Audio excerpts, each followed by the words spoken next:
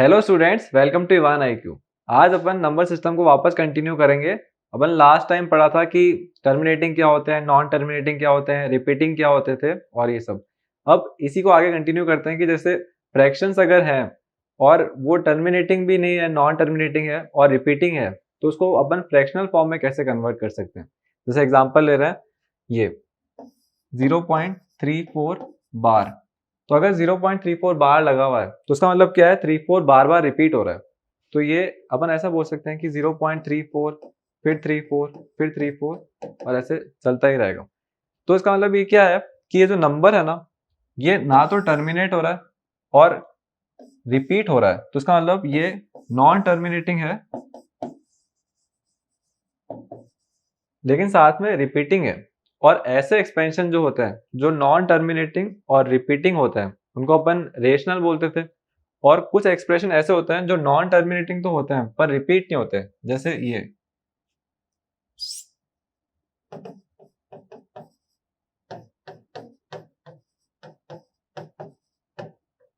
जैसे पाई की वैल्यू ये अगर मैं लिख रहा हूं तो 3.14151618 ये है, ये कहीं पे भी रिपीट नहीं हो रही है, ये खत्म भी नहीं हो रही है, रिपीट भी नहीं हो रही है। तो ऐसे एक्सप्रेशन जो होते हैं इनको बोलते हैं इर्रेशनल नंबर। और ये वाले जो एक्सप्रेशन होते हैं जो रिपीट होने लग जाते हैं लेकिन टर्मिनेट नहीं होते, उनको बोलते हैं रेशनल नंबर। ये वैल्यू ऐसे ही लिखी है कि एक आइडिया के लिए, ऐसे नहीं कि ये एग्जैक्ट वैल्यू है, बस एक आइडिया के लिए लिखिए। ठीक है, तो पाई की वैल्यू ये है जो नॉन टर्मिनेटिंग नॉन रिपीटिंग है। और ये अपन देख रहे हैं 0.34 बार जो नॉन टर्मिनेटिंग बट रिपीटिंग है। तो ऐसे वालों को अपन रेशनल बोलते हैं और ऐसे वालों को इरेशनल। अब रेशनल नंबर है तो उसकी डेफिनेशन में ये होता है कि every rational number can be represented in the form of P by Q. तो अगर पी बाई क्यू की फॉर्म में आ सकता है तो ये रेशनल नंबर भी पी बाई क्यू की फॉर्म में आ सकता होगा।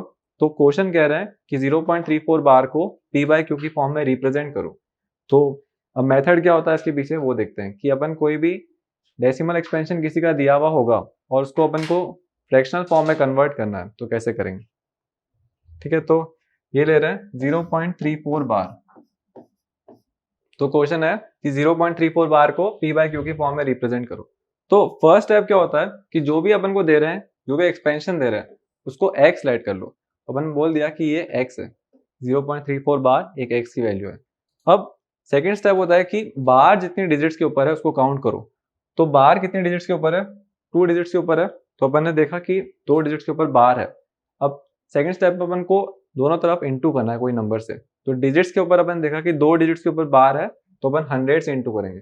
अगर एक डिजिट के ऊपर होता तो 10 से इंटू कर दे, और अगर 3 डिजिट के ऊपर होता तो 1000 के ऊपर। तो जितने डिजिट्स के ऊपर बार होगा उतने मल्टीपल अपन 10 के लगाएंगे। तो यहाँ पे 2 डिजिट्स के ऊपर है इसलिए 2 मल्टीपल ऑफ 10 लगा रहे हैं। 0.34 बार यहाँ पे भी 100 से इंटू कर रहे हैं और लेफ्ट हैंड साइड में भी 100 से इंटू कर रहे हैं। तो दोनों तरफ अपन ने इक्वेट कर दिया कि 100 से इधर करा लेफ्ट हैंड साइड में और राइट हैंड साइड में भी 100 से इक्वेट करा, 100 से इंटू करा। ठीक है, अब लेफ्ट हैंड साइड में क्या होगा, x इंटू 100 हो रहा होगा तो अपन को 100x मिल जाएगा। राइट हैंड साइड में क्या होगा, 0.34 बार है, 0.34 बार को अपन ऐसा लिख सकते हैं 0.34 फिर 34 फिर 34 और ये ऐसे चलता ही रह रहा है। इंटू में 100 है तो कभी भी अपन किसी भी नंबर को 100 से इंटू करेंगे तो पॉइंट शिफ्ट होगा डिजिट्स के अकॉर्डिंग। तो 100 में 2 जीरो है तो पॉइंट शिफ्ट होगा 2 डिजिट और ये हो जाएगा 0.34 0.34 0.34 और ये ऐसे चलते रह रहा है। तो अब 3434 तो अभी भी चलता रह रहा होगा तो इसको मैं ऐसा भी लिख सकता हूँ 34.34 बार, क्योंकि 34 तो अभी भी रिपीट ही हो रहा है तो ये पूरा नंबर चेंज हो गया। और लेफ्ट हैंड साइड में अपन को मिल रहा है 100x। ठीक है, अब मल्टीप्लाई मल्टीप्लाई करने के बाद में जो एक्सप्रेशन एंड में मिल रहा है, जो अपन ने पूरा सॉल्व करने के बाद में निकाला है, उसको दे देते हैं सेकेंड इक्वेशन। और जो स्टार्टिंग में लेट करा था उसको इक्वेशन दे देते हैं फर्स्ट। तो अपन ने ये स्टेप करे तो फर्स्ट स्टेप क्या होगा, x लेट कर लेना। सेकेंड स्टेप में आपको 100 से इंटू करवाना है, पर 100 कब इंटू कराओगे, जब बार 2 डिजिट के ऊपर होगा। अगर बार एक ही डिजिट के ऊपर होता तो 10 से इंटू कराना, बार 3 डिजिट्स के ऊपर होता तो 1000 से इंटू कराना। ठीक है, अब सेकंड स्टेप पे अपन आ गए हैं, ये अपन का फर्स्ट स्टेप भी आ गया। थर्ड स्टेप क्या होगा, जो सेकंड इक्वेशन है उसको फर्स्ट में से सब्ट्रैक्ट करो। तो सेकंड इक्वेशन एक बार लिख देते हैं क्लियरली, तो ये है।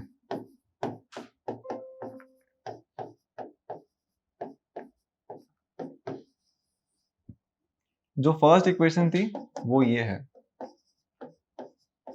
ठीक है।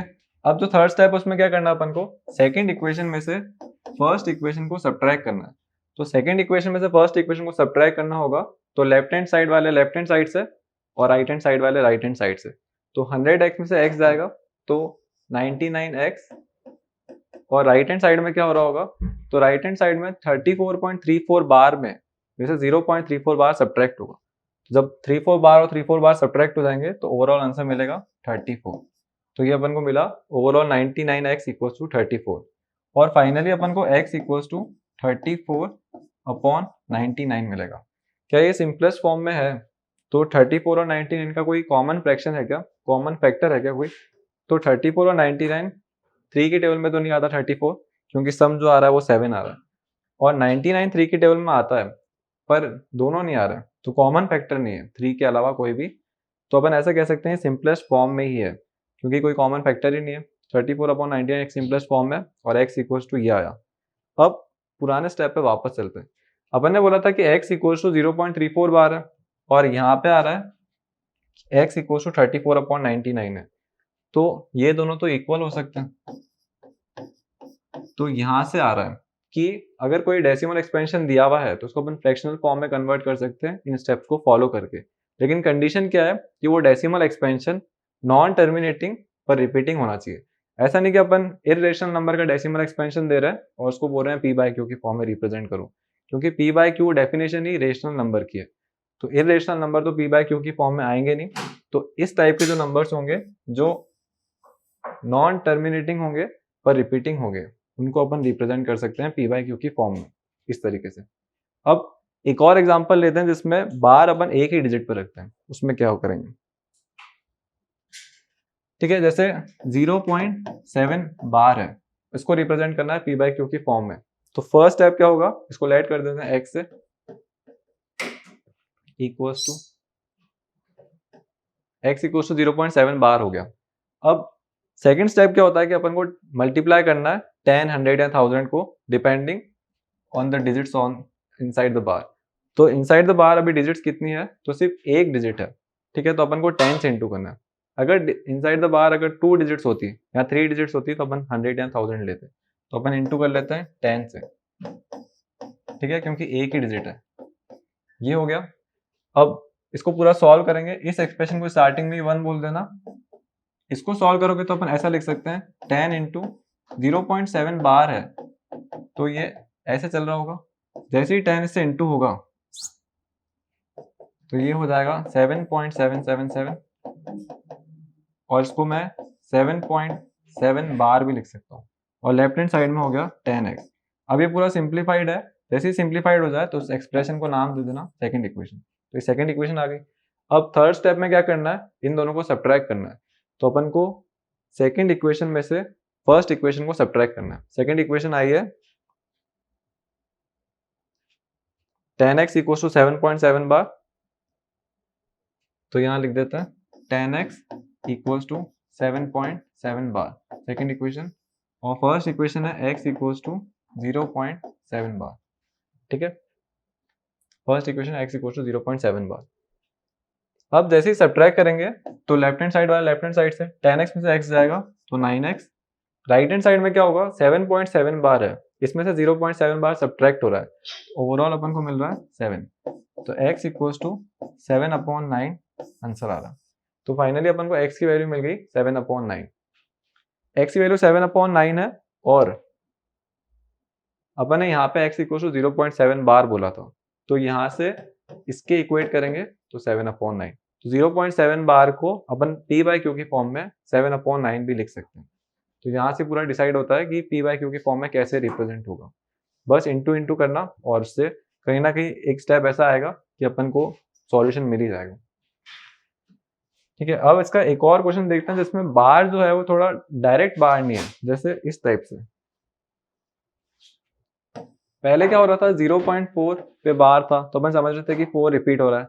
अब ये है 0.48 बार, तो बार जो है वो सिर्फ 8 पे ही लगा हुआ है, तो इसका मतलब क्या हो रहा है कि 8 रिपीट हो रहा है। तो ऐसा बोल सकते हैं कि ये डिजिट ये है 0.4888, ठीक है। 4 रिपीट नहीं हो रहा, सिर्फ 8 रिपीट हो रहा है। अब इसको कन्वर्ट करना है पी बाई क्यू की फॉर्म में। तो पी बाई क्यू की फॉर्म में करना है तो अपन स्टार्टिंग में स्टेप लेते हैं कि x के इक्वेट कर देंगे इसको। सेकेंड स्टेप होता है कि 10 से इंटू करना। अब 10 से इंटू करना है कि 100 से इंटू करना है, वो डिपेंड करेगा बार के अंदर कितनी डिजिट्स आ रही है। तो बार के अंदर अभी सिर्फ एक डिजिट आ रही है, तो इसका मतलब 10 से इंटू करना है।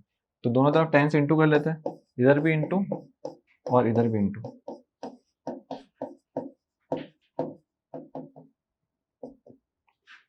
टेन से जैसे इंटू करेंगे तो पॉइंट शिफ्ट हो जाएगा यहाँ पे, और ये ओवरऑल हो जाएगा 4.888, और यहाँ पे तो 10x ही है।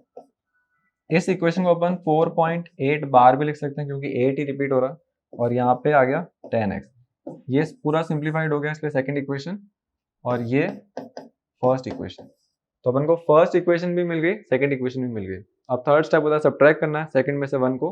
तो थर्ड स्टेप करते हैं।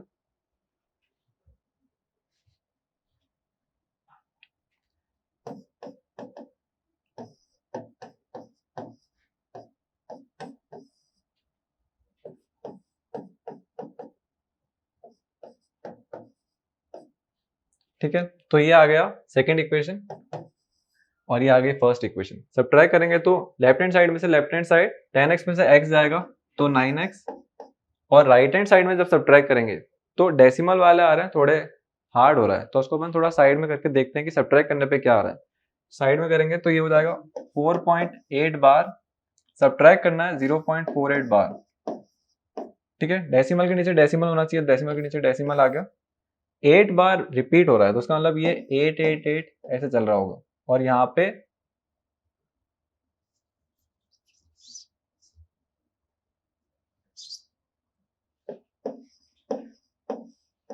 ऐसे लिख देता हूँ, और यहाँ पे क्या हो रहा है 0.4888 ऐसे रिपीट हो रहा है। अब यहाँ से जो 8 होंगे ये तो पूरे सब्ट्रैक्ट हो जाएंगे, तो ये ओवरऑल 0 हो गया। 8 में से 4 जाएगा तो 4, और ये आ जाएगा 4, तो ओवरऑल आंसर मिल रहा है 4.4। और जो पूरे रिपीटिंग वाला ब्लॉक था वो तो कैंसिल आउट हो गया क्योंकि 8 में से 8 सारे सब्ट्रैक्ट हो गए। ओवरऑल अपन को मिला 4.4। तो x इक्वल्स टू लिख सकते हैं 4.4 अपॉन 9, पॉइंट हटाएंगे तो नीचे 0, और ओवरऑल 44 अपॉन 90। सिंपलेस्ट फॉर्म में तो नहीं है क्योंकि 2 से डिविजिबल है, अगर 2 से डिवाइड करेंगे इनको तो ये हो जाएगा 22 और 45। अब ये सिंपलेस्ट फॉर्म में है क्या, तो सिंपलेस्ट फॉर्म में ये अपन को p बाय क्यू फॉर्म मिला। तो अपन कोई भी फ्रैक्शन अगर नॉन टर्मिनेटिंग है और रिपीटिंग है तो उसको अपन p बाय क्यू की फॉर्म में ला सकते हैं इन स्टेप्स को फॉलो करके। तो 0.48 बार जो था ये, इसको अपन फ्रैक्शनल फॉर्म में 22/45 लिख सकते हैं। ठीक है, तो फ्रैक्शनल फॉर्म के कन्वर्जन अपन को इस तरीके से करना है। तो फ्रैक्शनल फॉर्म कभी भी आ रहा हो तो देख लेना कि वो जरूर p बाय क्यू की फॉर्म में रिप्रेजेंट हो सकता है अगर डेसिमल एक्सपेंशन अपन को गिवन है तो।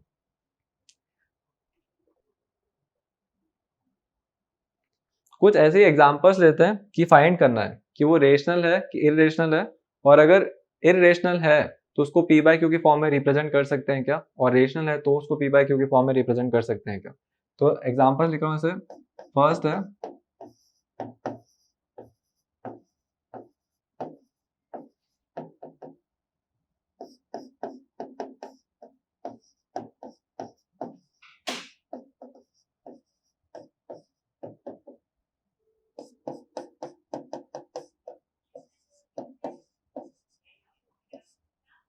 ठीक है, यहाँ पे मेनली अपन को 3 एक्सप्रेशन दिख रहे हैं। फर्स्ट है 0.838383। अब ये टर्मिनेट तो नहीं हो रहा है पर रिपीट हो रहा है, 83 रिपीट हो रहा है, तो उसको मैं ऐसा लिख सकता हूँ 0.83 बार। तो इसका मतलब इसका decimal expansion non terminating but repeating है, तो इसका मतलब ये हो गया rational number, R for rational. अब 2.487531 रिपीट भी नहीं हो रहा है और खत्म भी नहीं हो रहा है, तो ये नॉन टर्मिनेटिंग और नॉन रिपीटिंग है, और ऐसे डेसिमल एक्सपेंशन को बोलेंगे इरेशनल नंबर। तो ये p बाय क्यू की फॉर्म में रिप्रेजेंट हो सकता है क्या, तो इरेशनल नंबर की डेफिनेशन में कहीं पे भी p बाय क्यू का नहीं है, तो इरेशनल नंबर अपन कभी भी p बाय क्यू की फॉर्म में रिप्रेजेंट नहीं कर सकते, वो फ्रैक्शनल फॉर्म में आ ही नहीं सकता, तो ये नंबर कभी भी p बाय क्यू की फॉर्म में नहीं जाएगा। 3.69 बार पे आता है, रिपीट हो रहा है और टर्मिनेट नहीं हो रहा, तो नॉन टर्मिनेटिंग नॉन रिपीटिंग तो ऐसे डेसिमल एक्सपेंशन आते हैं रेशनल में, और रेशनल अगर है तो ये पी बाई क्यू की फॉर्म में रिप्रेजेंट होगा। तो इन सब में से पी बाई क्यू की फॉर्म में कौन कौन रिप्रेजेंट हो सकता है, तो उसके आंसर होंगे फर्स्ट और थर्ड।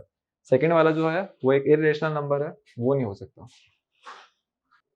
तो अपन को मेन पता चल गया है कि पी बाई क्यू की फॉर्म में कौन कौन रिप्रेजेंट हो सकता है, कौन कौन नहीं हो सकता, कब क्या होगा, कैसे स्टेप करेंगे। और पी बाई क्यू की फॉर्म मतलब 3 स्टेप्स मेन है। फर्स्ट स्टेप क्या होगा, एक्स को इक्वेट कर दो।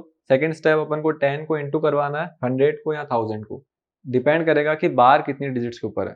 थर्ड स्टेप होता है सेकंड इक्वेशन में से फर्स्ट इक्वेशन को सब्ट्रैक्ट करो और फिर लास्ट में अपन को एक्स की वैल्यू मिल जाती है। अब अपन आगे आते हैं कि सारे नंबर्स अपन नंबर लाइन पे रिप्रेजेंट कर सकते हैं, तो इरेशनल नंबर को भी नंबर लाइन पे रिप्रेजेंट कर सकते हैं क्या। जैसे अपन ने पहले पढ़ लिया है कि इरेशनल नंबर जो होते हैं वो इम्परफेक्ट रूट्स होते हैं, जैसे √5। तो √5 नंबर लाइन पे रिप्रेजेंट हो सकता है क्या, जैसे 5 है, 5 तो रिप्रेजेंट हो सकता है, ये नंबर लाइन है, अगर ये 1 है, ये 2 है, ये 3 है, ये 4, ये 5, तो 5 तो डायरेक्टली रिप्रेजेंट हो रहा है। लेकिन √5 नंबर लाइन पर रिप्रेजेंट हो सकता है क्या, या प्रॉपर अपन एक एग्जैक्ट वैल्यू पे पहुंचेंगे क्या। तो इस मतलब अपन इस सेक्शन में अपन ये देख रहे हैं कि इरेशनल नंबर्स को नंबर लाइन पे रिप्रेजेंट कैसे करना है। ठीक है, तो हेडिंग पुट कर लेते हैं एक बार।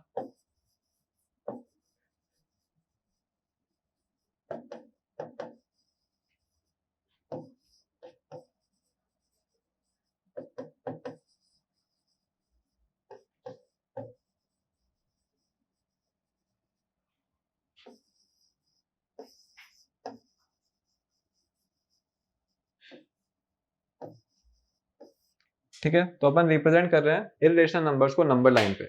अब इस इरेशनल नंबर को नंबर लाइन पे रिप्रेजेंट करने से पहले अपन को थोड़ा बहुत पाइथागोरस थ्योरम का बेसिक आना चाहिए। जैसे पाइथागोरस थ्योरम क्या कहता है कि कोई भी राइट एंगल ट्रायंगल होगा तो उसमें राइट हैंड साइड वाली, मतलब जो राइट एंगल ट्रायंगल है उसके ओपोजिट जो साइड होगी उसको हाइपोटेनस बोलेंगे, और हाइपोटेनस सबसे बड़ी साइड होगी। ठीक है, एक बार इसको एच से डिनोट करते हैं, इसको एक बार बेस बोल देते हैं, और ये जो हाइट है इसको परपेंडिकुलर बोलते हैं।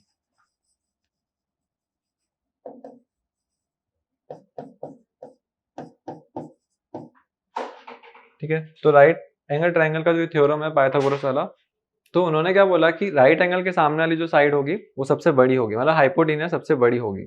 और उन्होंने एक और भी बोला कि हाइपोटेनस का जो स्क्वायर होगा वो परपेंडिकुलर के स्क्वायर और बेस के स्क्वायर के सम के इक्वल होगा।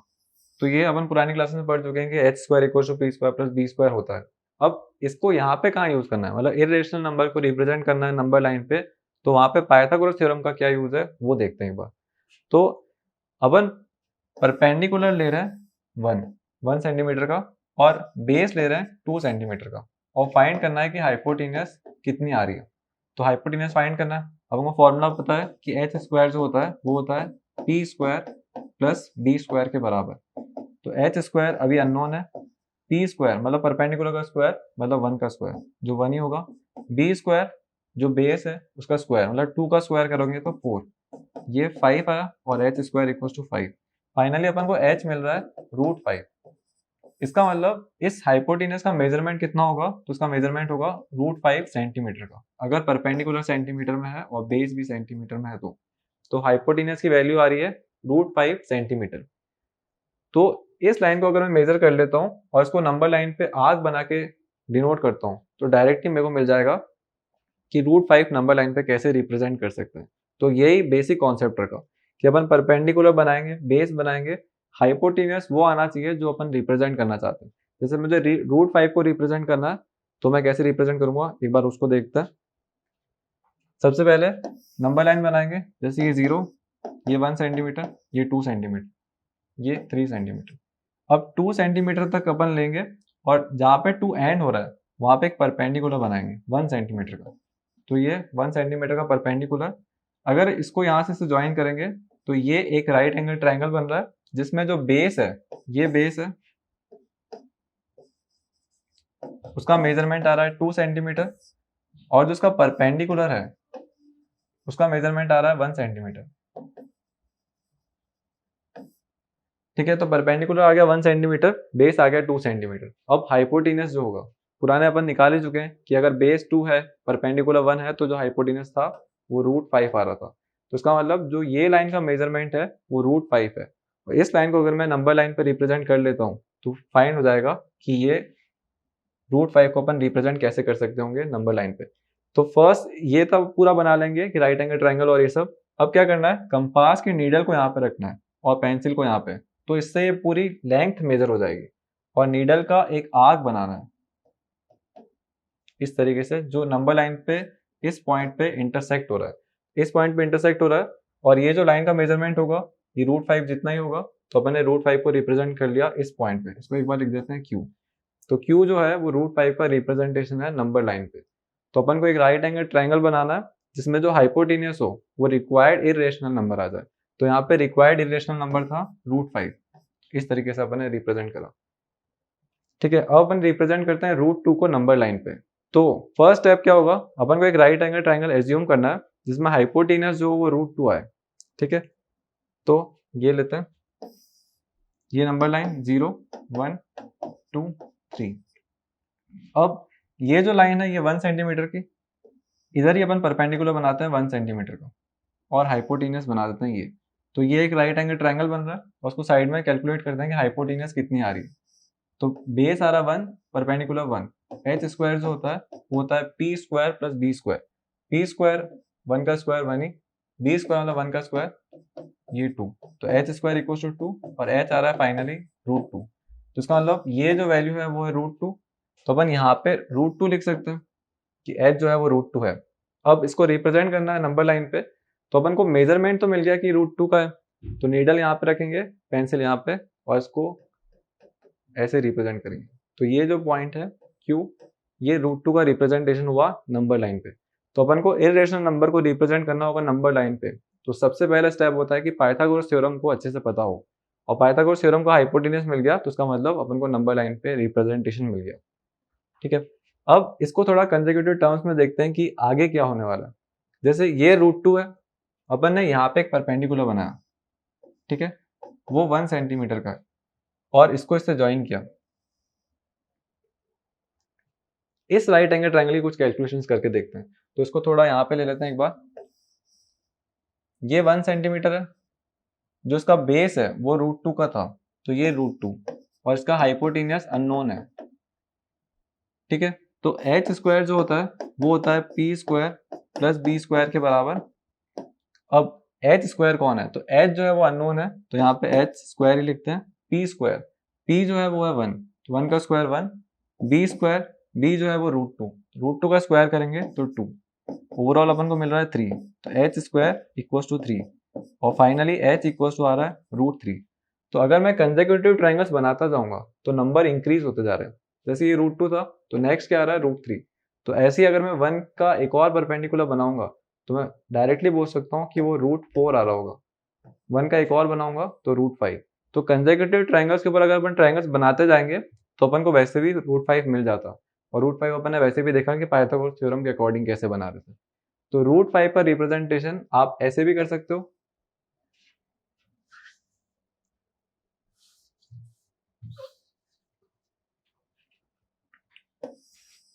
एक बार यहाँ पे बना देते हैं।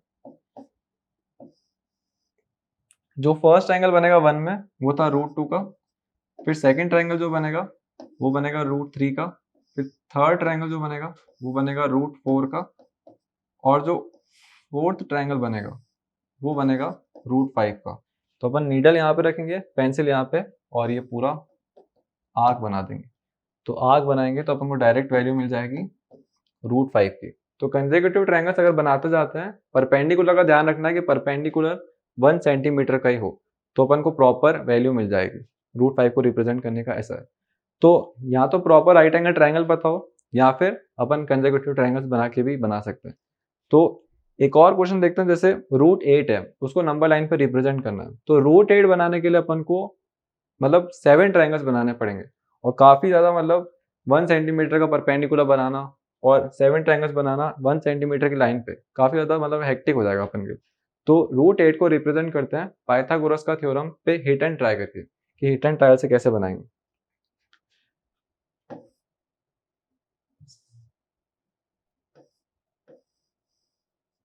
तो मेन एम है कि हाइपोटेन्यूस पे अपन को √8 मिले, हाइपोटेन्यूस पे √8, तो यहाँ पे √8 चाहिए। ये 1 होना चाहिए, तो ये अननोन है, ये अननोन है। वैसे अपन कंसेक्यूटिव ट्रायंगल्स में देख चुके हैं कि जो बेस होता है ना, जो हाइपोटेन्यूस होता है उससे एक कम होता है। तो जैसे हाइपोटेन्यूस 5 है तो बेस कितना है 4। वैसे ही इस ट्रायंगल के लिए हाइपोटेन्यूस 4 है तो बेस कितना है √3। तो यहाँ से अपन ये कंक्लूड कर सकते हैं कि हाइपोटेन्यूस √8 है तो बेस जो होगा वो होगा √7। लेकिन √7 एक प्रॉपर नंबर नहीं है, प्रॉपर स्क्वायर रूट नहीं है कि अपन इजीली निकाल सके। तो √7 के नीचे आता है √6, √6 भी प्रॉपर नहीं है। फिर आता है √5, √5 भी प्रॉपर नहीं है। तो √4, √4 एक प्रॉपर नंबर है। तो अपन √4 से बनाना स्टार्ट करते हैं। √4 का आंसर होता है 2 और नंबर 9 पे रहता है √4। ठीक है, ये 0, ये 1, ये 2। √4 को 2 भी लिख सकते हैं, तो ये √4 है। ये जो लाइन का मेजरमेंट है यहाँ से लेके यहाँ तक √4। अब 1 सेंटीमीटर की लाइन करेंगे और हाइपोटेन्यूस बनाएंगे तो ये मिलेगा √5, 1 इंक्रीज होता है। फिर 1 सेंटीमीटर की लाइन लेंगे और हाइपोटेन्यूस बनाएंगे तो √6, फिर 1 सेंटीमीटर तो √7 और फिर 1 सेंटीमीटर लेंगे तो √8। तो √8 रिप्रेजेंट करना है तो अपन को ऐसे ध्यान रखना होगा। तो अपन को कुल मिला के क्या करना है कि जो 8 से नीचे वाले नंबर्स है उसमें परफेक्ट स्क्वायर रूट वाले नंबर को ढूंढना है। जैसे 8 से नीचे नंबर आता था 7, पर √7 एक परफेक्ट नंबर नहीं था। फिर √6 भी एक परफेक्ट नंबर नहीं था। √5 भी एक परफेक्ट नंबर नहीं था। फिर लास्ट में आया √4 और √4 एक परफेक्ट नंबर था, तो वहां से स्टार्ट किया अपन ने ये। तो कभी अगर ऐसा ज्यादा ट्रायंगल्स बने जा रहे हैं तो आप यूज कर सकते हो एक परफेक्ट ट्रायंगल वाला मेथड। परफेक्ट रूट अगर दिख जाएगा तो अपन डायरेक्टली उसको रिप्रेजेंट कर सकते हैं। तो √8 ऐसे रिप्रेजेंट हो सकता है। ये पूरा रिप्रेजेंट नहीं हुआ है, अपन को नीडल यहाँ पे रखनी पड़ेगी, कंपास की पेंसिल यहाँ पे, और फिर एक आर्क बनानी पड़ेगी। आर्क यहाँ पे जो टच कर रही होगी वो इसका नंबर लाइन पे रिप्रेजेंटेशन है। तो इर्रेशनल नंबर्स भी नंबर लाइन पे रिप्रेजेंट हो सकते हैं। ठीक है, अब कुछ स्टेटमेंट वाले क्वेश्चंस पूछते हैं और वो कैसे क्लियर है कि नहीं वो देखते हैं। जैसे कह रहे हैं कि every irrational number is a real number, तो ये स्टेटमेंट ट्रू होगी क्या? तो अपन स्टार्टिंग में देखा कि रियल नंबर दो पार्ट का था, एक रेशनल नंबर एक इरेशनल नंबर, और इरेशनल नंबर रियल नंबर का एक पार्ट है। जैसे ये रियल नंबर का अगर रेक्टेंगल है तो इसमें इरेशनल नंबर आते हैं और इसमें रेशनल नंबर आते हैं। तो सारे इरेशनल नंबर रियल नंबर के रेक्टेंगल में ही आ रहे हैं, तो अपन ये स्टेटमेंट ट्रू बोल सकते हैं कि every irrational number is a real number. पर स्टेटमेंट उल्टा होता कि every real number is a irrational number, तो स्टेटमेंट फॉल्स हो जाता। क्यों हो जाता? क्योंकि जो रियल नंबर है वो दो टाइप का है, एक इरेशनल एक रेशनल। तो every real number is not a irrational number, but we can say that every real number is a combination of irrational number and rational number both। ठीक है, तो मेन ये सब स्टेटमेंट्स वाला था। अगर स्टेटमेंट बोल रहे हैं कि every irrational number can be represented on the number line, तो ये स्टेटमेंट ट्रू होगा कि फॉल्स होगा? तो अपन सारे इरेशनल नंबर को रिप्रेजेंट कर सकते हैं क्या नंबर लाइन पे? तो आंसर है सही है, अपन उसको रिप्रेजेंट कर सकते हैं। इरेशनल नंबर कोई भी ले लो, जैसे √11 हो गया, √13 हो गया, किसी भी नंबर को अपन नंबर लाइन पे इजीली रिप्रेजेंट कर लेंगे। तो every rational number can be represented on the number line. अब कुछ क्वेश्चन ट्राई करते हैं जिसमें मतलब मेनली क्या है कि एक फ्रैक्शन दिया हुआ है और उसका डेसिमल एक्सपेंशन चेक करना है कि वो टर्मिनेट हो रहा है कि नॉन टर्मिनेटिंग है। और डेसिमल एक्सपेंशन चेक करने के बाद में उसका डिनोमिनेटर का थोड़ा नेचर देखते हैं कि नेचर क्या होता है। तो कोई भी फ्रैक्शन लेते हैं, जैसे फ्रैक्शन ले रहे हैं 2/5, ठीक है, 2 उसके न्यूमरेटर में तो बॉक्स के अंदर 2, 5 यहाँ पे, 2 से छोटा ही है तो स्टार्टिंग में ही पॉइंट यहाँ पे 20 हो गया, ये x 4 बार। तो इस पूरे का आंसर आया 0.4। 0.4 टर्मिनेट हो गया, तो 2/5 एक ऐसा फ्रैक्शन है जिसका डेसिमल एक्सपेंशन टर्मिनेटिंग है। तो 2/5 एक टर्मिनेटिंग एक्सपेंशन है। अब नेक्स्ट लेते हैं, जैसे मैं ले रहा हूँ 3/7, ठीक है, 3/7 का चेक करते हैं कि टर्मिनेटिंग है कि नॉन टर्मिनेटिंग है, और मतलब कितने डिजिट्स के बाद में रिपीट हो रहा है।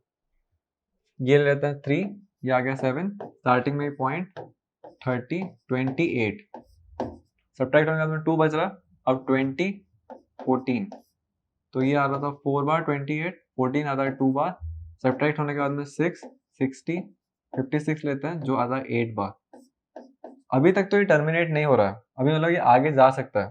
तो ये 40, फिर आता है 35, 35 आता है 5 बार, ये आया 5, तो 50 कर लेते हैं, 49, 49 आता है 7 बार, ये 10, अब आता है 7, 7 आता है 1 बार, अब बचा 3, 30, 28, ये आता है 4 बार। सब्ट्रैक्ट करेंगे तो 2, 20, फिर 14, फिर सब्ट्रैक्ट करेंगे तो ये 14 आता है 2 बार, 6 आएगा वो 60, 60 आता है 56 बार, फिर 8 बार, मतलब वापस आने वाला है 8 ही। अब इस एक्सपेंशन को देखेंगे अगर, तो ये कभी खत्म नहीं हो रहा है, इसका मतलब एक्सपेंशन जो है वो क्या है, तो वो नॉन टर्मिनेटिंग है। पर ये रिपीट हो रहा है क्या? तो स्टार्टिंग में अपन पढ़ चुके हैं कि जो भी पी बाय क्यू वाले होते हैं, पी बाय क्यू वाले जो भी फ्रैक्शंस होंगे वो अगर नॉन टर्मिनेटिंग है तो रिपीट होंगे। और यहाँ पे 42857 आया, फिर 1 आया, फिर वापस 428 आ रहा है, तो उसका मतलब ये जो नेक्स्ट वाली इसकी डिजिट्स होगी वो होगी 571। तो इसका मतलब ये 42857 वाला ब्लॉक पूरा रिपीट होगा। तो ये एक्सपेंशन जो है वो नॉन टर्मिनेटिंग तो है पर साथ में रिपीटिंग है। 428571 पे अपन बार लगा सकते हैं, 428571 ये। तो इस पूरे आंसर का अपन को मिला कि नॉन टर्मिनेटिंग और नॉन रिपीटिंग है। अब इसमें चेक करते हैं कि रिपीटिंग ब्लॉक में कितनी डिजिट्स है। तो रिपीटिंग ब्लॉक में 6 डिजिट्स है, यहाँ पे 6 डिजिट्स आ रही है, और जो फ्रैक्शन था वो था 3/7। तो जो फ्रैक्शन का डिनोमिनेटर है वो है 7 और रिपीटिंग ब्लॉक में डिजिट्स आ रही है 6। तो अपन ऐसा कह सकते हैं क्या कि जो रिपीटिंग ब्लॉक में डिजिट्स आती है वो डिनोमिनेटर से कम आती है। जैसे यहाँ पे 7 इसका डिनोमिनेटर था और रिपीटिंग ब्लॉक में 6 डिजिट्स आ रही है, तो अपन ये कंक्लूड कर सकते हैं यहाँ से कि कभी भी अपन डेसिमल एक्सपेंशन निकाल रहे हैं किसी ऐसे फ्रैक्शन का जो रिपीटिंग है, तो रिपीटिंग ब्लॉक में जो डिजिट्स आ रही होगी वो हमेशा उसके डिनोमिनेटर से एक कम आएगी, मतलब एक कंक्लूजन है। तो वैसे ही एक कंक्लूजन ये है कि 1/17 है, तो 1/17 को अगर आप डिवाइड करेंगे तो रिपीटिंग ब्लॉक में कितनी डिजिट्स आ सकती है मैक्सिमम। तो मैक्सिमम कितनी डिजिट्स आ सकती है, तो अपन डिनोमिनेटर यहाँ पे दिख रहा है 17, 17 से एक कम होता है 16, तो मैक्सिमम डिजिट्स आ सकती है रिपीटिंग ब्लॉक में 16। तो रिपीटिंग ब्लॉक में कितनी डिजिट्स आएगी, तो 16 मैक्सिमम मतलब। ठीक है, तो अपन ऐसा कंक्लूड कर सकते हैं कि रिपीटिंग ब्लॉक में मैक्सिमम कितनी डिजिट्स आ रही होगी। ठीक है, तो अपन रिपीटिंग ब्लॉक का डिसाइड कर सकते हैं कि डिनोमिनेटर में जो नंबर है उसके हिसाब से देख लेंगे कि कितना है। डिनोमिनेटर में 3 आ रहा था तो 2 डिजिट्स रिपीटिंग हो रही थी। ऐसे क्वेश्चंस आते हैं कि कोई फ्रैक्शन है जैसे 1/15, तो रिपीटिंग ब्लॉक में कितनी डिजिट्स आ सकती है, तो रिपीटिंग ब्लॉक में 15 से एक कम आएगी, 14 आ सकती है, मैक्सिमम 14 आ सकती है। ऐसा नहीं कि 14 ही आएगी, ऐसे हर बार नहीं, अपन प्रॉपर नहीं बोल सकते, अपन ऐसा बोल सकते हैं कि मैक्सिमम 14 आ सकती है। तो ये अपन ने देखा कि 3/7 का डेसिमल एक्सपेंशन देखा, वो नॉन टर्मिनेटिंग है और रिपीटिंग है, और रिपीटिंग ब्लॉक की डिजिट्स देखी। एक और डेसिमल एक्सपेंशन अपन ने देखा था, कहाँ गया, 2/5 का टर्मिनेट हो गया था, बहुत ही जल्दी खत्म हो गया था, बिल्कुल मेहनत नहीं लगी थी, बिल्कुल खत्म हो गया था। और अपन ने फिर 3/17 का भी देखा। अब मेन एक और थोड़ा देखते हैं, एक और थोड़ा जैसे एक नया लेते हैं। अब अपन डेसिमल एक्सपेंशन देख रहे हैं 2/8 का। ठीक है, सबसे पहले डेसिमल एक्सपेंशन देखना हो तो पहले उसको सिंपलेस्ट फॉर्म में कन्वर्ट कर लेना। क्या पता सिंपलेस्ट फॉर्म में हो रहा हो, तो ये हो गया 1/4। अब इसको कन्वर्ट करते हैं, तो ये लिया 1, ये लिया 4, छोटा नंबर है तो स्टार्टिंग में पॉइंट, यहाँ पे आ गया 10, ये ले लिया 8, सब्ट्रैक्ट करेंगे तो 2, 20, 20, ये आ गया x। 20 आता है 4 के टेबल में, अपन ने तो 8 के भी नंबर नहीं लिखे हैं, तो 8 आता था 2 बार, 20 आता है 5 4 20, 4 5 मेरा बेइज्जती है 5 बार। ठीक है, 0.25, तो 0.25 पे खत्म हो गया, तो 0.25 पे टर्मिनेट हो गया। तो ये एक्सपेंशन टर्मिनेटिंग है, टर्मिनेटिंग है तो रिपीटिंग नॉन रिपीटिंग की बात ही नहीं है।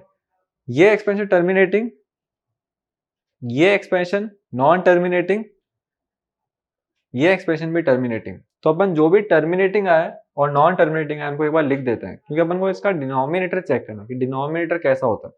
ठीक है, ठीक कहा है, अभी तक कंफ्यूज हो चुके हैं बच्चे। तो एक था 1/4 फ्रैक्शन, एक फ्रैक्शन था 2/5 था ना, और एक फ्रैक्शन था 1/7। चेक कर लेते हैं, 1/4 था एक, तो एक था 3/7। तो 3/7 और एक फ्रैक्शन, फ्रैक्शन का है फ्रैक्शन 2/5। ठीक है, एक था 2/5। ठीक है, तो अपन ने 3 एक्सपेंशन को चेक करा, इसमें से ये था टर्मिनेटिंग खत्म हो गया था, इसका आंसर आ रहा था 0.4 कुछ। ये एक्सपेंशन भी टर्मिनेटिंग था, खत्म हो गया था पूरा। और ये जो एक्सप्रेशन था वो खत्म नहीं हो रहा था, बहुत मेहनत करवाई इसमें। तो ये नॉन टर्मिनेटिंग था और नॉन रिपीटिंग तो नहीं था, रिपीटिंग था, मतलब नॉन टर्मिनेटिंग लेकिन रिपीटिंग था, पर काफी बड़ा चला था। तो ये जो एक्सप्रेशन है ये है नॉन टर्मिनेटिंग।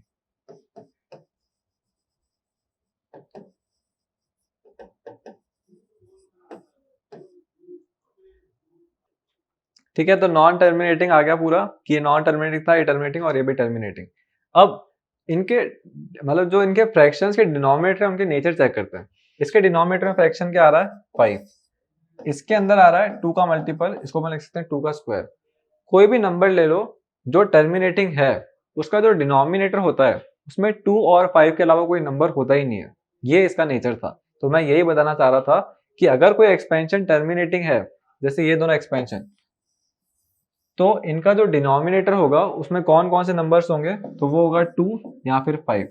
तो किसी भी डिनोमिनेटर में 2 और 5 के अलावा कोई नंबर है तो उसका मतलब वो टर्मिनेट नहीं करेगा। जैसे ये 2 और 5 के अलावा कोई नंबर आ गया 7, तो इसका मतलब ये एक्सपेंशन जो होगा ये टर्मिनेट नहीं करेगा। जैसे मैं बोल रहा हूँ 1/30, अब 1/30 कभी टर्मिनेट करेगा कि नहीं करेगा इसको चेक करना है। तो 1/30 को मैं लिख सकता हूँ 5 × 6 और 5 6 30, और मैं इसको ऐसा भी लिख सकता हूँ 5 × 2 × 3। तो इसके डिनोमिनेटर में 5 और 2 के अलावा कोई नंबर है क्या, तो आंसर है यस। इसके डिनोमिनेटर में 3 आ रहा है, और अगर 3 आ रहा है तो उसका मतलब ये एक्सपेंशन जो होगा ये नॉन टर्मिनेटिंग होगा। तो किसी के डिनोमिनेटर में 5 और 2 के अलावा कोई भी नंबर आ गया तो समझ जाना कि वो नॉन टर्मिनेटिंग है। अकेला 5 आ रहा है तो टर्मिनेट होगा क्या, तो आंसर है यस। अकेला 5 आ रहा है तो भी टर्मिनेट होगा, अकेला 2 आ रहा है तो भी टर्मिनेट होगा, लेकिन 5 और 2 के अलावा कोई नंबर आ गया तो समझ जाना कि वो आंसर नॉन टर्मिनेटिंग और रिपीटिंग वाला आएगा। तो अपन सिर्फ देख के बताते हैं कि ये एक्सपेंशन टर्मिनेटिंग है कि नॉन टर्मिनेटिंग है, मतलब अपन को पूरा डिवाइड नहीं करना है, बस अपन को देखना है कि हाँ इसका डिनोमिनेटर इस नेचर का है और इससे मैं बता रहा हूँ कि ये टर्मिनेटिंग है कि नॉन टर्मिनेटिंग है। तो एग्जांपल लेते हैं 12/300 फर्स्ट, कि इसको अपन को चेक करके बताना है विदाउट डिवीजन कि एक्सपेंशन जो होगा वो टर्मिनेटिंग है कि नॉन टर्मिनेटिंग है। तो सबसे पहले फर्स्ट स्टेप क्या होता है कि सिंपलेस्ट फॉर्म में कर लो। सिंपलेस्ट फॉर्म में कर सकते हैं क्योंकि दोनों 3 से डिविजिबल है। तो ये हो गया 4 बार, ये हो गया 100 बार, ठीक है, ये 1 बार, ये हो गया 25 बार। तो ये पूरा एक्सपेंशन हो गया 1/25। तो इसका सिंपलेस्ट फॉर्म बन चुका है 1/25। अब 25 का मेरे को चेक करना है कि इसमें कोई 2 और 5 के अलावा कोई नंबर आ रहा है क्या, तो मैं 25 को लिख सकता हूँ 1/5 × 5। और ज्यादा सिंप्लीफाई तो नहीं कर सकता इसको, और कोई नंबर तो है नहीं, तो 5 × 5 इसको लिख सकते हैं। कोई दूसरा नंबर आया क्या 2 और 5 के अलावा, तो आंसर है नहीं, 5 और 2 के अलावा तो कोई नंबर नहीं आया, 5 ही आया। तो इसका मतलब ये एक्सपेंशन कैसा होगा, तो मैं डायरेक्टली बोल सकता हूँ कि ये एक्सपेंशन टर्मिनेटिंग होगा। ठीक है, तो अपन की बुक में ऐसा क्वेश्चन पूछ रहे हैं कि P/Q फॉर्म वाले जो क्वेश्चंस है, P/Q को आपने सॉल्व करा तो जो आंसर टर्मिनेटिंग का आया उसमें Q का नेचर क्या है, तो टर्मिनेटिंग आंसर आया है। Q कौन होता है, जो डिनोमिनेटर में होता है, P/Q है ना जैसे, तो डिनोमिनेटर में कौन है 25, तो Q का नेचर क्या है, तो Q जो है वो इस फॉर्म का है 2m × 5n, मतलब 2m और 5n, m और n कुछ भी हो सकते हैं। जैसे इस केस में मैं m को 0 बोल सकता हूँ 2 की पावर 0, और मैं n को 2 बोल सकता हूँ। ठीक है, किसी की पावर 0 होती है उसका आंसर होता है 1, यहाँ पे 2, तो इसका ओवरऑल आंसर आएगा 25। तो कोई भी डेसिमल एक्सपेंशन निकालना है और P/Q अपन को दिया हुआ है और Q अगर इस फॉर्म का है 2m × 5n की फॉर्म का, तो समझ आना कि आंसर होगा टर्मिनेटिंग। काफी अच्छा इंपॉर्टेंट चीज बताई है मैंने कि टर्मिनेटिंग कैसे डिसाइड होता है। और अगर नॉन टर्मिनेटिंग है तो वो इस फॉर्म के अलावा कोई और नंबर कैरी कर रहा होगा। जैसे नॉन टर्मिनेटिंग का बना लेते हैं,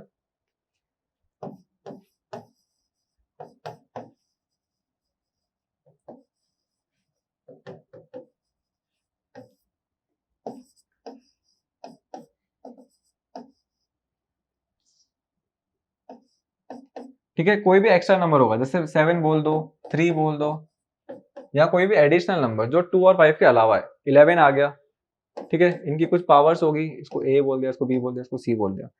तो अगर एक्सप्रेशन में 2 और 5 के अलावा कोई नंबर आ रहा है, जैसे 7, 3, 11 या कुछ भी नंबर, तो समझ आना कि वो एक्सपेंशन जो है वो नॉन टर्मिनेटिंग है। और एक्सपेंशन में अगर कोई नंबर आ ही नहीं रहा 2 और 5 के अलावा, तो वो टर्मिनेटिंग है। ठीक है, तो अपन नेचर चेक करके ऐसे बता सकते हैं कि टर्मिनेटिंग कौन है, नॉन टर्मिनेटिंग कौन है, और रिप्रेजेंट कैसे करना है वो भी अपन ने देख लिया।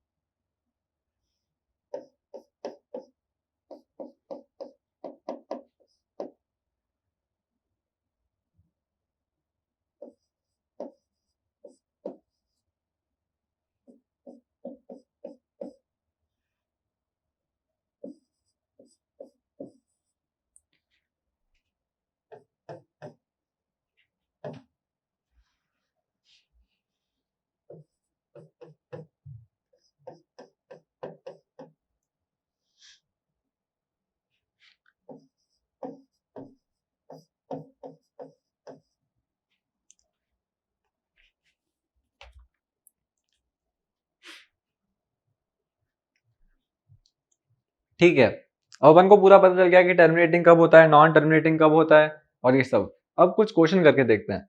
अपन को यहाँ पे 6 फ्रैक्शंस दिए हुए हैं और अपन को इन 6 फ्रैक्शंस में से डिसाइड करके बताना है कि कौन टर्मिनेटिंग है, कौन नॉन टर्मिनेटिंग है। ठीक है, तो अपन फर्स्ट स्टार्ट करते हैं कि 36/100 है। पहले तो देखो कि सिंपलेस्ट फॉर्म में है भी कि नहीं। तो 36/100 दोनों ही 4 से डिविजिबल है। तो 36 को जब 4 से डिवाइड करेंगे तो ये हो जाता है 9, और 100 को जब डिवाइड करेंगे तो ये हो जाएगा 25। 9/25 सिंपलेस्ट फॉर्म में है। अब डिनोमिनेटर का नेचर चेक करो कि मैं उसको p बाय क्यू की फॉर्म में, जो q है वो जो है वो 2 और 5 के मल्टीपल्स में ही कहीं ना कहीं है कि नहीं। तो मैं 9/25 को ऐसा भी लिख सकता हूँ, 5 स्क्वायर। ठीक है,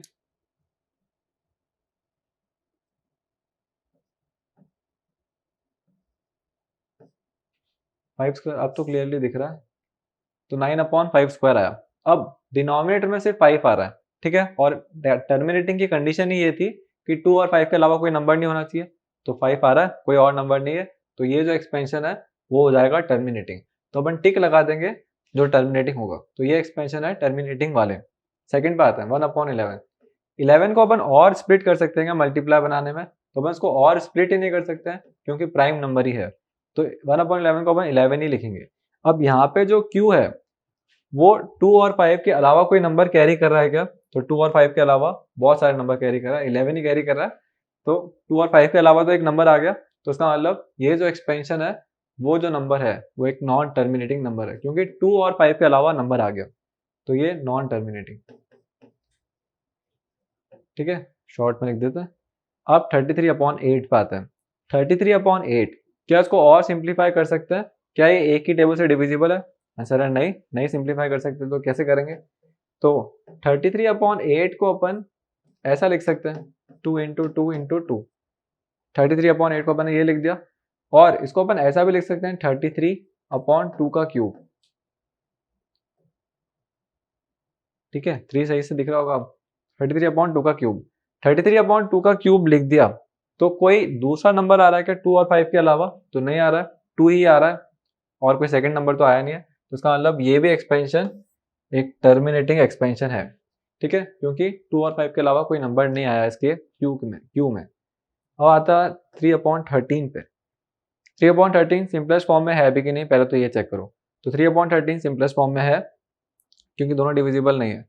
डिनोमिनेटर 2 और 5 की फॉर्म में लिख सकते हैं क्या? तो आंसर है नहीं। 13 को अपन कहीं से भी 2 × 5 तो नहीं लिख सकते हैं, और 13 अगर एक्स्ट्रा नंबर आ ही गया तो उसका मतलब ये जो एक्सपेंशन है 13 कैरी कर रहा है, 2 और 5 के अलावा एक नंबर जो 13 है। तो ये एक्सपेंशन भी टर्मिनेट नहीं होगा, खत्म ही नहीं होगा, चलता रहेगा, रिपीट होता जाएगा। अब फिफ्थ पे आता है 2/11। सिंपलेस्ट फॉर्म में ही है। सिंपलेस्ट फॉर्म में अगर है तो उसको अपन क्या कन्वर्ट कर सकते हैं क्या 2 और 5 के मल्टीपल में? तो आंसर है नहीं, अपन और नहीं कर सकते हैं। 11 को 11 ही रखेंगे, और तो ये होगा नहीं। तो ये भी एक्सपेंशन जो है वो नॉन टर्मिनेटिंग ही होगा। अब आते हैं सिक्स्थ पे, 329/400। बड़ा नंबर आ गया काफी। ठीक है, सिंपलेस्ट फॉर्म में कर सकते हैं क्या? तो पहले चेक करते हैं कि 2 से डिविजिबल है क्या? आंसर है नहीं। फिर चेक करते हैं 2 से डिविजिबल तो कर लिया, 3 से करते हैं। 3 से भी डिविजिबल नहीं है, 3 से भी डिविजिबल नहीं है। तो फिर आता है 5 ले लो, आगे बढ़ते जाओ ऐसे करके, किसी से भी डिविजिबल नहीं है, दोनों में कोई कॉमन फैक्टर नहीं है। तो जब ऐसा आ जाएगा कॉमन फैक्टर नहीं है, तो Q का अपन चेक करते हैं कि Q को अपन रिप्रेजेंट कर सकते हैं क्या 2 और 5 की फॉर्म में। तो अपन 400 को कैसे लिख सकते हैं, 400 को लिखने के लिए अपन प्राइम फैक्टराइज ही कर लेते हैं डायरेक्टली।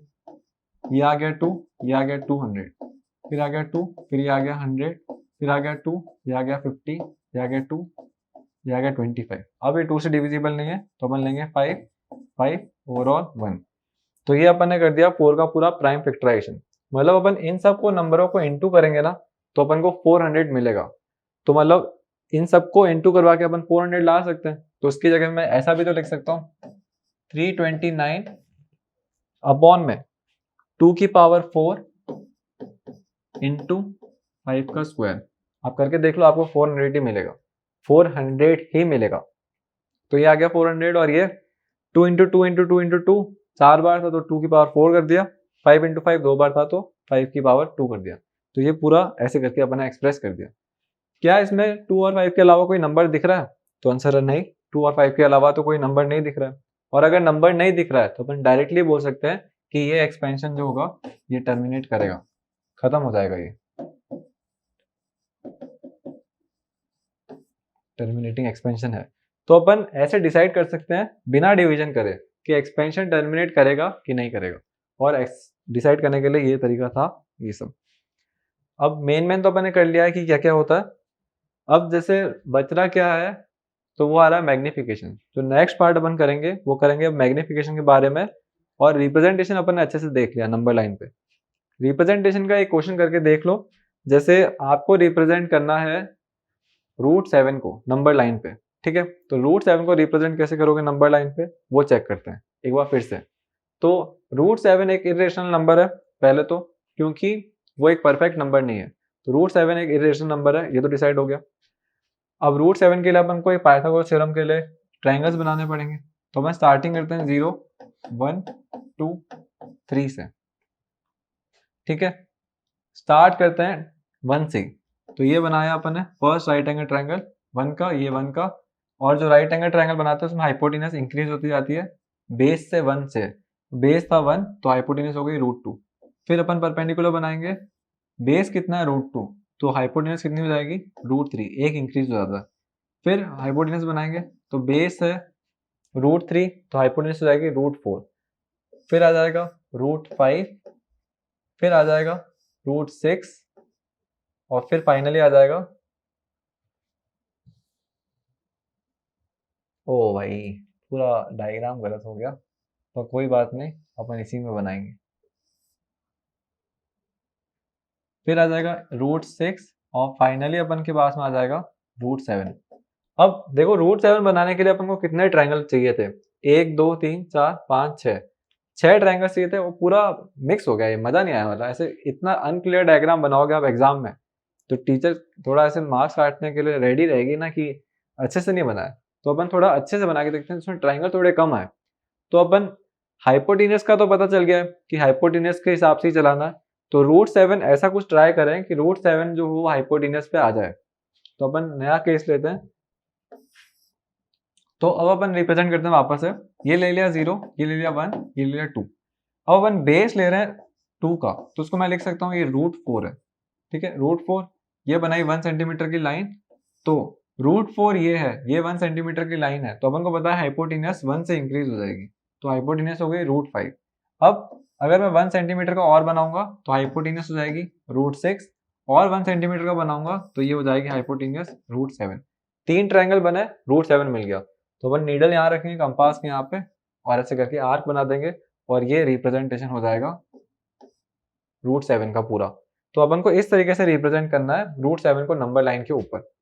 तो ये तो अपन को आ गया कि √7 को कैसे रिप्रेजेंट कर सकते हैं नंबर लाइन पे। अब चेक भी कर सकते हो आप, कोई भी ट्रायंगल ले लो कि अपन सही कर भी रहे हैं कि नहीं। तो मैं ये वाला ट्रायंगल ले रहा हूँ, ठीक है। इस ट्रायंगल को ले लिया साइड में, इसका परपेंडिकुलर है 1, ये है √5। क्या √6 आ भी रहा है कि नहीं, कि ऐसे लिखे जा रहा है, तो उसको चेक करने के लिए क्या करते हैं, इस पर लगाते हैं पाइथागोरस थ्योरम। पाइथागोरस थ्योरम क्या कहता है कि एच स्क्वायर जो होता है वो होता है p² + b² के बराबर। एच स्क्वायर तो अननोन है तो यहाँ पे लिख दिया एच स्क्वायर, पी स्क्वायर मतलब 1 का स्क्वायर 1 ही होता है, बी स्क्वायर मतलब √5 का स्क्वायर जो होता है 5, तो ये ओवरऑल आ गया 6, एच स्क्वायर इक्वल्स टू 6 और एच आ जाएगा √6, तो ये आ गया √6, तो अपन सही कर रहे हैं। तो ये ऐसे होता है कि अपन को बेस अगर पता है तो जो हाइपोटेनस होती है वो 1 से इंक्रीज हो जाती है, इंक्रीज हो गई, जैसे यहाँ पे बेस √6 है तो हाइपोटेनस कितनी हो गई, 1 से इंक्रीज हो गई, √7 हो गया। तो ये सब था। अब अपन नेक्स्ट क्लास में करेंगे मैग्निफिकेशन के बारे में पढ़ेंगे कि मैग्निफिकेशन से कैसे रिप्रेजेंट कर सकते हैं, और मेन अपन को जैसे एनसीईआरटी बुक देखोगे तो एक्सरसाइज 1.1 आ चुकी है, 1.2 आ चुकी है और 1.3 आ चुकी है, तो आप उसके क्वेश्चंस ट्राई करना घर पे 1.1, 1.2, 1.3 के। कल अपन पढ़ते हैं। Thank you.